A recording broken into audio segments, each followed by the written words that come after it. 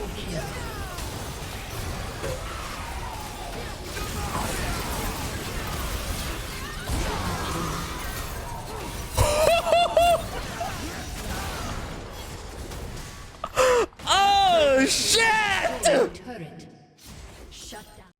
Only after a few hours of the release, Mel already had a win rate of 52% and is already getting hotfix nerfed. But this doesn't stop her from still being one of the strongest picks on the current meta, and after this video you will see why you should pick her up and farm the easiest amount of LP possible.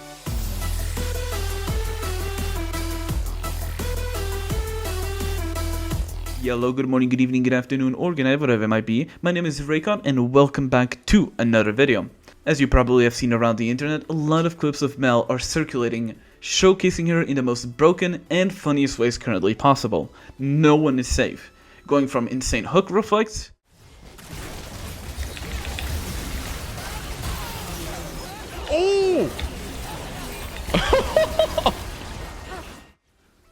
to tilting streamers at their first match versus Mel.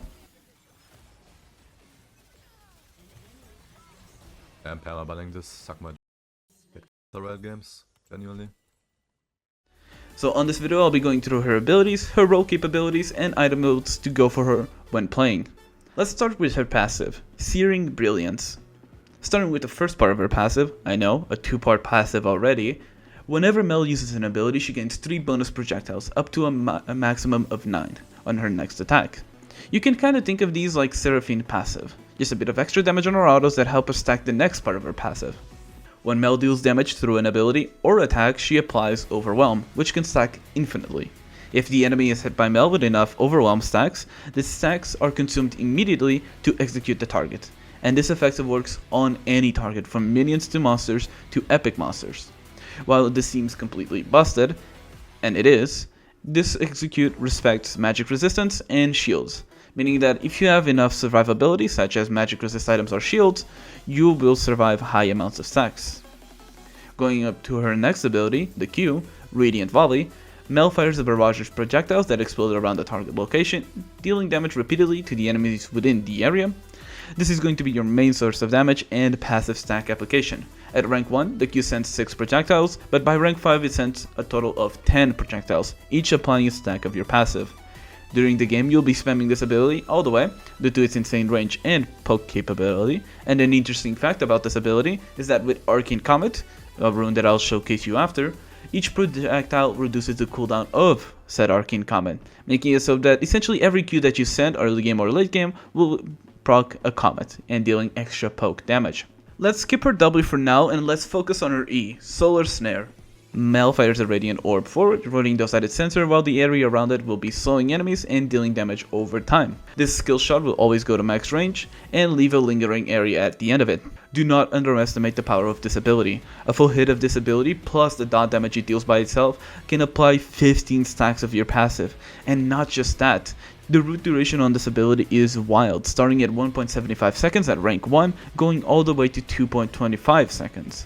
This ability is as strong if not stronger to comparable abilities such as Nico E due to its setup capabilities.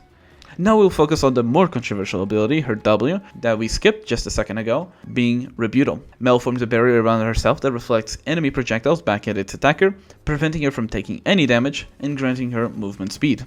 This ability is broken due to many reasons, which a lot of people are not even thinking about. She can reflect anything that Yasuo can deny, from Thresh hooks to Jinx R's to Seraphine R's, and while it's an amazing defensive ability due to making Mel immune to any damage except towers, it's much stronger when used in an aggressive play. From baiting enemies to use their CC, to flashing into enemy projectiles on purpose, being able to use this ability in a way to set up the rest of your kit is what will distinguish a new Mel player, or a bad Mel player to be honest, to the best Mel player. For example, let's imagine you're facing a Lux. At level 6 you can just walk up to her, bait her Q, reflecting it, and biting the Lux herself, and then follow it up with your own E, and essentially CC chain her for a minimum of 4 seconds. While you're doing that, you're farming passive stacks because your reflected abilities also apply a stack of your passive, essentially giving you a free execute on an all-in that your enemy did not even expect. Now to finish off the least talked about part of her kit, but not surprisingly her strongest ability, her ultimate, Golden Eclipse. Mel strikes all enemies marked with her passive stacks Overwhelm, regardless of the distance from her, dealing additional damage for each stack of Overwhelm, and extra ranks of the ultimate will increase your passive Overwhelm damage. Her whole kit is strong, but having this ultimate is a game changer for Mel's playstyle. While it's mostly used as a finisher to proc your passive execute, don't think for a second that this ability doesn't do much damage, cause oh boy does it deal a damage, and Riot is making it easier for Mel players to decide when to use this ability. As you probably have noticed, when enemies get hit by any of Mel's abilities, they obtain a mark on top of them. This mark changes to a different one to indicate that your ultimate will kill the target with the mark. By the way, Garen players still have to guess when to ult. But even if you don't get the mark off, and don't be afraid to use it mid-fight if you're out of cooldowns, because this ultimate does not consume stacks when used. So if you're in an extended fight, use this ult to keep the stacks on your enemies to then execute them with the rest of your abilities. One thing to note is that while this ability cannot be used without a champion being hit with a mark, it doesn't mean it can't damage anything else. This ultimate can also be used to guarantee Barons, Drakes, or any other objective. As long as you mark an enemy champion, then you can use your ultimate to do a huge burst of damage on Barons, which based on the amount of stacks of it, can easily outdamage Smite. Now next up, let's see what roles Mel can shine in and why.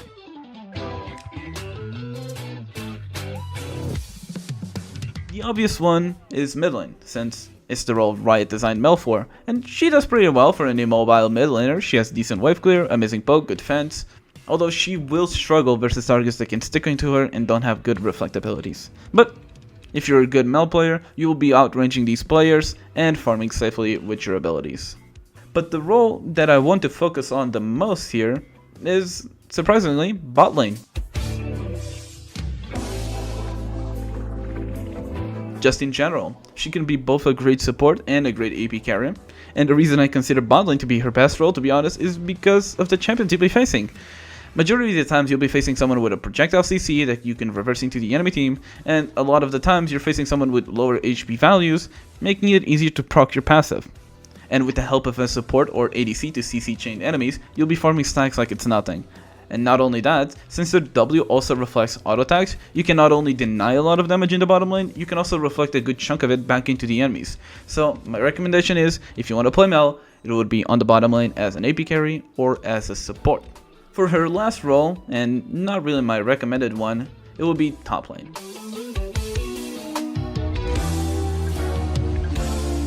On top lane, you'll be mostly picking Mel versus tanks / juggernauts that have a good chunk of projectiles. For example, Ornn, Urgot, Maokai, so that you can only not outrange them, you can also outpoke them and survive a bit longer, but also being able to get great value out of your W.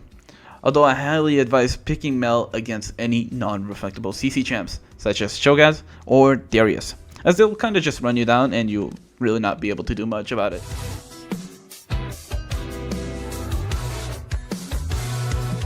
Moving on to Mel's builds, rune-wise, you'll be mostly running the same one, no matter what role you're picking.